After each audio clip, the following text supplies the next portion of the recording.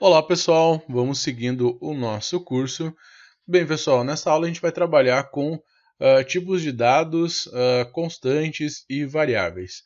Bem, variáveis pessoal e constantes, eles são os elementos básicos que um programa vai manipular. Então basicamente tudo que você vai fazer dentro de um programa que você vai desenvolver vai trabalhar com a manipulação de variáveis e também constantes. Uma variável, ela é um espaço que é reservado na memória do computador que vai armazenar um determinado tipo de informação, certo? Seja um número inteiro, um número com vírgula, um caractere, tá ok? Variáveis elas devem receber um nome, certo? Que esse nome vai identificar a variável e vai diferenciar uma das outras, que vai possibilitar que elas sejam referenciadas quando necessário, certo? Muitas linguagens de programação elas exigem que os programas contenham declarações que especifiquem o tipo que são aquelas variáveis e ainda às vezes um valor inicial, certo? Um valor inicial para variável. Tipos podem ser, por exemplo, inteiros, reais, caracteres, por exemplo.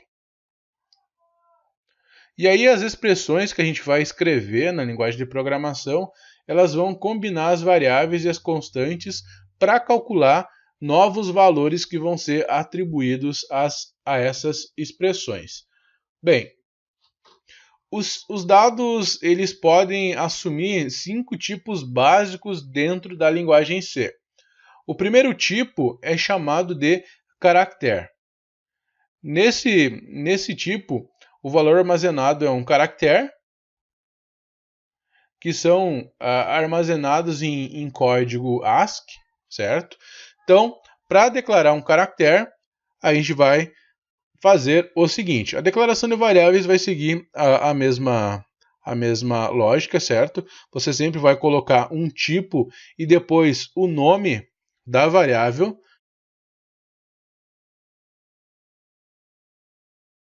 certo? Então aqui eu tenho o tipo, o nome e ainda poderia colocar um valor inicial, certo?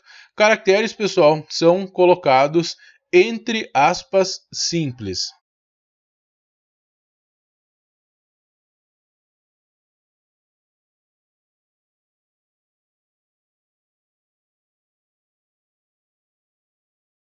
Entre aspas duplas, também ele é aceito, certo? Como você pode ver aqui, eu compilei e ele não gerou um erro.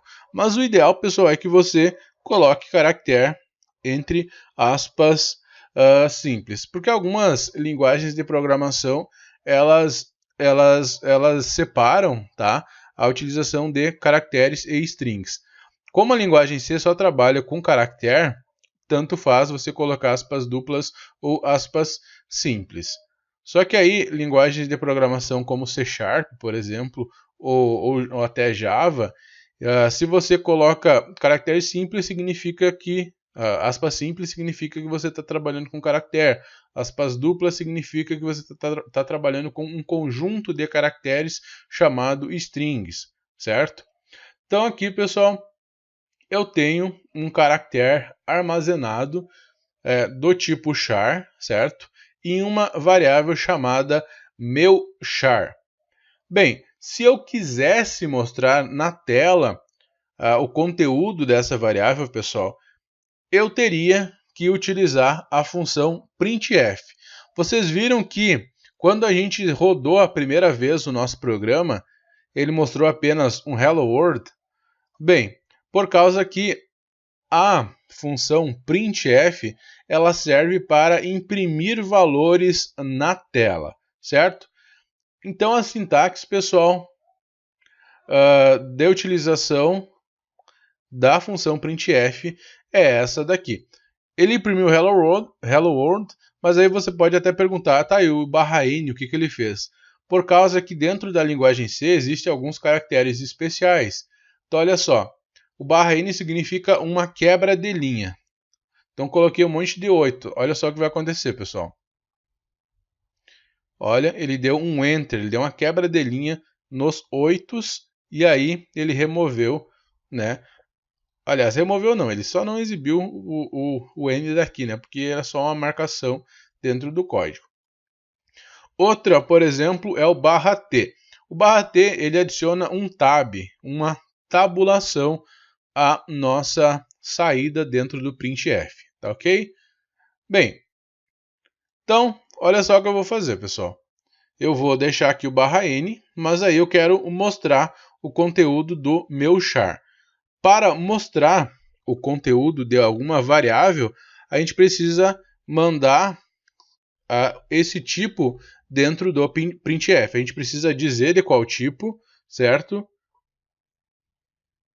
Então a gente primeiro coloca o sinal de percentual, certo?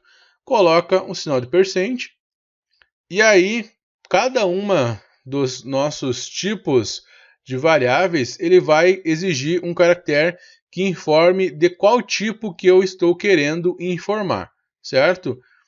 Como eu quero imprimir um caractere, o caractere é o C. Aí depois, pessoal, aqui fora das aspas, eu tenho que dizer qual é que é a variável que eu estou imprimindo. Então aqui eu quero imprimir o meu char. Olha só o que vai acontecer. Mostrou aqui o char que eu mandei, ok? Beleza, pessoal.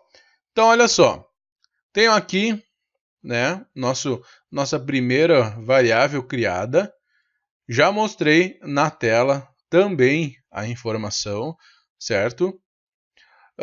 Mas a gente também pode fazer a leitura de um determinado char. Aí eu não teria inicializado aqui, né, pessoal? Então, para fazer a leitura, eu vou utilizar uma função chamada scanf. Dentro dessa função, ela precisa de alguns parâmetros.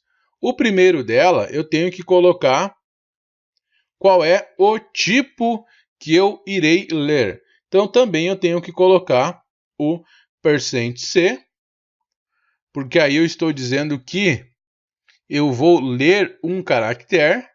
Depois, fora das aspas, eu tenho que colocar qual que é a variável que eu estou lendo, né? A variável que vai guardar a informação. Só que essa função, pessoal, ela trabalha com referência. Então eu tenho que informar o endereço aonde eu vou guardar o valor que eu vou ler. Então, para mim informar o endereço, eu utilizo o e-comercial.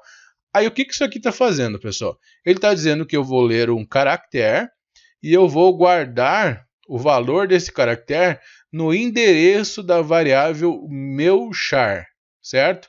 E aí toda vez que eu mostrar o meu char, ele vai estar mostrando o valor que eu li no scanf, tá certo? Muito cuidado, pessoal. Preciso aqui estar dentro dos parênteses e dentro, aliás, e aqui fora, certo? Eu preciso ter um ponto e vírgula. Porque se eu não colocar um ponto e vírgula, ele vai gerar um erro para a gente, tá ok? Então, olha só, pessoal, aqui eu vou deixar sem um ponto e vírgula no final do scanf. E o que vai acontecer, se eu clicar no Build and Run, ele vai gerar um erro. Olha só que ele deixou com a marcação em vermelho a linha seguinte. E aqui no Build Messages, ele vai me mostrar o seguinte: Error. Ele espera um ponto e vírgula, né, antes do printf, certo? Então aqui gerou esse erro aqui para mim. Então olho lá antes do printf, aqui está faltando um ponto e vírgula. Então essa área aqui, pessoal, dos logs é bastante importante. Quando eu esqueço de algum caractere nas linhas de código, ele me ajuda a encontrar onde foi que eu escrevi algum tipo errado ou esqueci de colocar algum ponto e vírgula, né? Então ele vai me fazer também, olha só, vou colocar escrito errado o char. Se eu for clicar aqui no Build and Run, ele também vai me gerar um erro. Olha só que ele não conhece o nome do tipo char, certo? Que eu tirei o R do char. Bem, agora já consertei o que estava errado, né? Vou tirar aquele espaço que estava sobrando ali. Vou clicar agora no Build and Run novamente. E olha só, não me mostrou nada, pessoal, pelo seguinte, esse scanf aqui, ele aguarda que eu insira alguma entrada para o nosso programa. E essa entrada é informar algum caractere. Então, vou informar aqui um H e vou dar um Enter. E olha só, ele executou primeiro o scanf para fazer a leitura, depois executou o printf para fazer a impressão do valor que eu guardei em meu char, tá certo? E aí, para finalizar, eu dou um Enter. Bem, pessoal,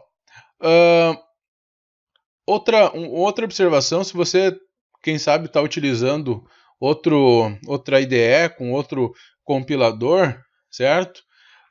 Pode acontecer de você clicar para executar o código e aí ele só abre o terminal e já fecha. Esse console aqui, ele fica com a mensagem aguardando na tela, tá? Porque é um padrão dele. Mas se isso está acontecendo para você de fechar, de abrir o console e imediatamente fechar, você pode utilizar um comando system, e aí entre os parênteses você coloca um pause. E aí você vai ter que importar uma biblioteca que até a gente removeu antes, né? A std lib.h, certo? E olha só a diferença. Informei aqui um caractere. Ele vai me mostrar esse pressione qualquer tecla para continuar, tá? Porque olha só, aí eu vou pressionar e aí sim ele me mostra esse fim default aqui desse compilador, tá ok? Fica como opção aí para você utilizar caso você utilize um Dev C++, tá? Por exemplo. Se bem que o foco do curso é a gente trabalhar no CodeBlocks. Mas você pode utilizar também, depois de conhecer um pouco da linguagem, utilizar outros compiladores e outras IDEs, tá? E aí só fica para você lembrar que, se caso abrir o terminal e fechar, né, o console abrir rapidamente e fechar, só utilizar aqui o System Pause e importar o cabeçalho stdlib.h, tá certo? Bem, pessoal, aula que vem a gente segue trabalhando com os tipos básicos, tá certo? Agradeço a atenção de todos e até a próxima.